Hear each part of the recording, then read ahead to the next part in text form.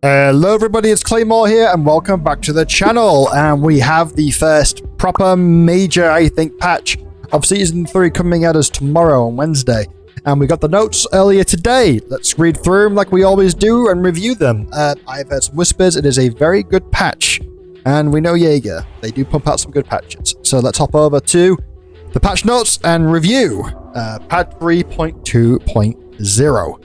Hello prospectors, community team here once again to drop a virtual pile of papers in that corner of the internet to make up a little something we call patch notes. Yes, the first system wasn't necessarily good.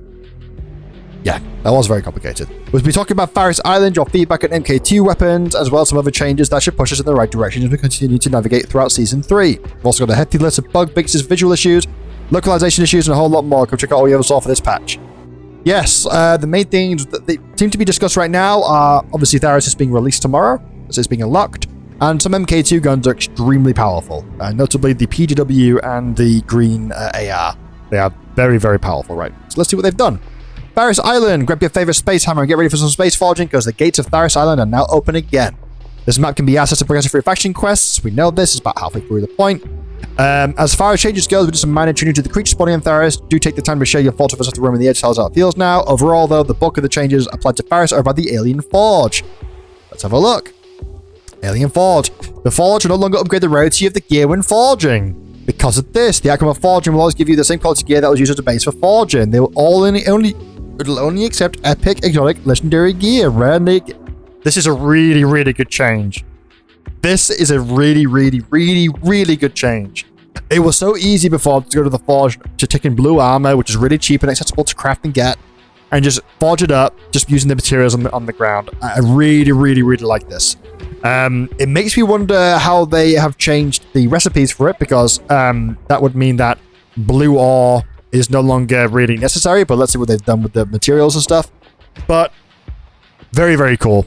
I'm very, very happy with this. It incurs more risk, and it generates a bit more of an attachment to the gear you go in with, and come out with, hopefully, with Forge. That's pretty good.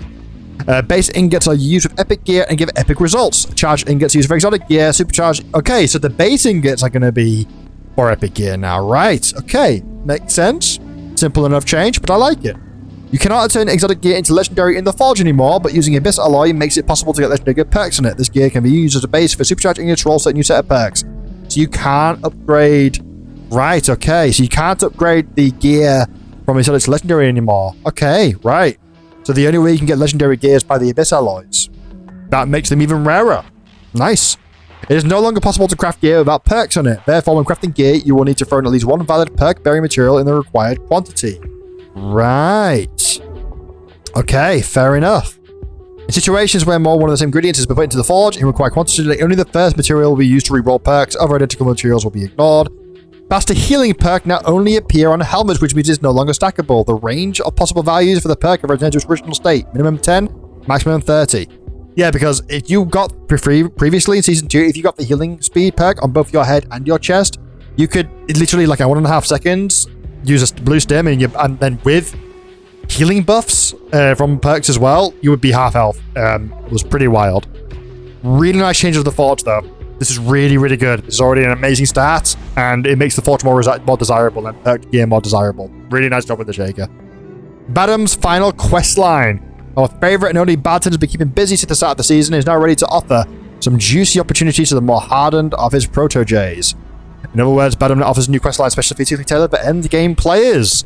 Endgame players, we finally have something to work towards. Nice. See an Alpha Crusher head up there too, that's pretty cool. These quests will require a good amount of grinding, but let me tell you, the rewards will be worth it. By completing Badham's final quest, you can get access to the Fortune of Favoured area, the most exclusive part of Prospect Station. Additionally, you'll be rewarded with a nice Karambit skin and the Tempest Prospector archetype. One of my favorite games since... Wow.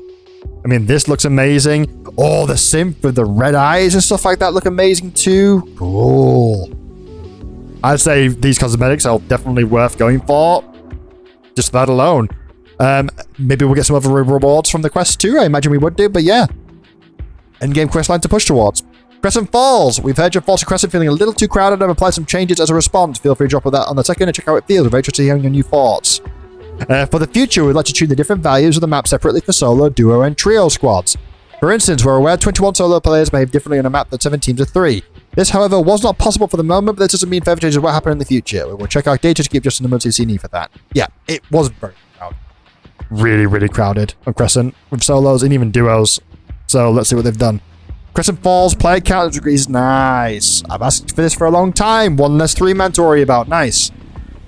Increase the evac number of points on Crescent Falls from 2 to 3. That's only one more, but it's 50% increase. Perspective is important. An extra evac point, that's really good. Because some of the evacs are really awkward. Really awkward. This is nice. This is really good. Yeah. Dropping with a group of 3 means you're looking at 6-7 spawn points for players who will likely sit together. However, when you're playing alone, you're looking at a much larger amount of spawn points and player engagements. A slight reduction can help alleviate this while we continue investing in more positive solutions. I think this is fine. You know, it's a bit of a patch job, but I think that's also just generally a really good change. You know, it's not so much a patch job, more that it is a really good temporary job. Really good. Really good. No drop items. Combat trading by marking items as no drop items. We will be testing this out on scripts for the moment, meaning there's not going to be dropped to the ground and give it to another player. Okay, yeah, this was a very big RMT thing. Very big RMT thing. Scripts were a big currency for this. Let's see what they've done. Players trying to bring scripts to the first, we notify that should the drop of some, they will drop them on the service with the inventory. Dropping a no item will result in permanently being deleted. Dropping your backpack will cause any no drop to be permanently deleted. No drop items can still be found on the surface and can still be picked up as long as they are generated by the game. After being deleted on the surface, no drop items will never be droppable again. Yeah, this was a solution we saw in Tarkov, although Battlestate applied this on a much more wider and harsher scale. I think that some certain items, some especially valuable items, like script, for example, that's needed by the masses, marking that as a no-drop item makes sense.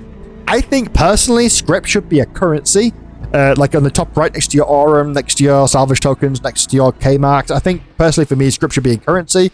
Also frees up 3 slots in the inventory, you know, so... but yeah, I mean, this is fine. I think, personally, we could probably see script better seen as a currency, but either way. Weapon changes. I'm going to ignore all this. But let's just read the last bit. Those balancing passes will also include armor, as we're also going to tweak their stats durability. After all, we're still looking at implementing armor degradation. Yes. Before I look at any of this, armor has been feeling really weak currently. And not to mention too, we are getting armor degradation in the future. If you don't know what that is, that basically means that, like Tarkov, if you repair armor, it won't repair to its full durability, but a percentage of it. So you could repair a rare armor from 200 to 400, and the max durability go down to 350, for example. I don't know what the system they're going to do with it, but it didn't really make sense to bring the system in when armor felt so weak as it did. So let's see what they've done. PDW damage reduced from 10 to 9, good. Mark 2 damage reduced from 11 to 10, good. Balti damage reduced from 50 to 48, sure. MK damage reduced from 55 to 40, sure. Rusty AR damage reduced from 12 to 11, good. AR reduced to 11, good. MK2 reduced from 13 to 12, good. Flechette prototype damage reduced from 8 to 9, good. This felt really free. This really felt awful. Manticore headshot was ooh, nice. Manticore headshot multiplier reduced from 1.7 to 1.5. MK2 reduced this to the same as well. Good. I mean, factoring in these supposed armor changes coming up, these are good changes. They should hopefully make a big impact. I don't think it'll do much right now for the Mark II guns. But we'll see what they are doing with armor first before I make a conclusive draw about it, especially coming up, because the changes to armor might make these changes bigger, more impactful. Looting experience changes slightly reduce the chance of finding a PW MK2 and a Manticore MK2. Good. I think they should be removed from preloadouts, in my opinion, but fair enough. New prospectors. Our prospector roster is expanding a bit. Everyone please give warm welcome to Artillery and the Jungle Bandit. I'm assuming this is the Jungle Bandit. He looks cool. Artillery looks cool too. Metal arm and stuff. Cool. Nice. Miscellaneous. Please note that the Metamaker's algorithm is based on gear score values only used on Bright Sands. And otherwise, gear score is relevant for both Crescent Falls and THARIS Island. Yeah, so gear score implies more onto Bright Sands to try and protect new players a bit more. While drops in TCF are meant to be somewhat uncertain, we definitely understand how frustrating it is to constantly die due to totally imbalanced weaponry before you have a chance to react. To combat this, we still maintain some sense of tension and uncertainty about what you might encounter during any given drop. We will be implementing a form of gear score in combination with kill death ratio when determining a player's matchmaking ratio calculations. This doesn't mean that you will only see players wearing the same gears as yours in a match. That would limit the nice feeling of overcoming like an odds, but it will keep the players more fairly matched and make it less likely that new players come to be overpowered. Yeah. We've been asked after this balance for a while now. This is good. I'm happy with this. Yeah, I'm fine with that. Good job, Jaeger. Did they do what I asked them to? Project Fireball Part 7. Heavy Shredder kills injured in the storm and Bright's hand's been reduced to 12 to 6. Yeah, we all hated this quest, didn't we?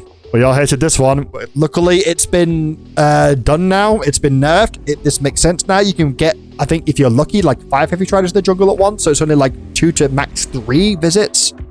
But even though that we're all going to that this change was done after we completed the quest, remember that optional wipes are coming. So the next time we do come around to this quest after wiping, we'll have a better easy time with this.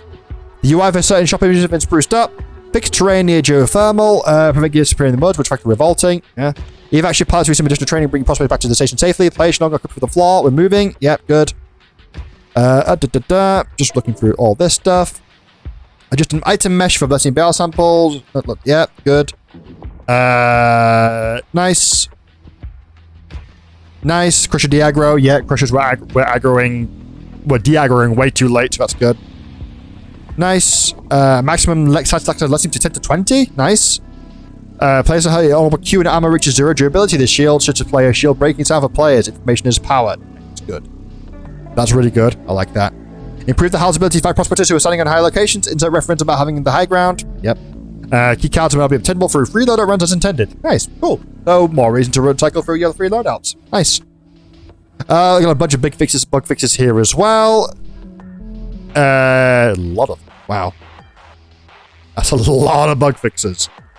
That is a lot. Okay, I'm not going to read through all those, but patch notes will as always be linked in the video descriptions. You can check them out for yourself. Known issues and things we are working on. Creature behavior, myself, some issues that we're currently investigating. Default weapon skin setting. Investigate changes to the stash and making the process of selling items smoother. Desync issues. We're constantly having an eye on it. Yes, the servers are having a horrible problem right now with it. Okay, keep back to lobby is currently under investigation. We see the multiple reports of performance taking a hit for investigating. The Howler doesn't always drop a loot, which is quite rude. Your weapon model can become invisible. Invisible to call this not on to-do list. Yes, trimming tools can lead to crashing for some players. Yes, this CPU spike seems to be back for players. Yes, I am suffering from both of these personally myself. I'm sad we didn't see any of these yet, but hopefully it comes in hotfix. Hopefully. Overall, though, a lot of the main core gameplay changes are really good. The changes to the Forge are excellent. The changes to the guns are good. I'm happy to hear that they're looking at armor. This will probably be seen in the next update. I'm happy to see a lot of the changes here. Crescent Falls. That's really good. Yeah, I'm very, very happy with this. This is a really, really good patch. This is a really big step in the very big right direction. And that's it. That's going to be it for now then, guys. Hopefully you guys found these patch note videos, obviously, as always, quite informative. I'll be back to cycle and bringing out a new video shortly as well. I've been having a bit of a break playing Dark and Darker. But yeah, hopefully you guys enjoyed the video. Make sure you leave a like, comment, and subscribe. All the good stuff.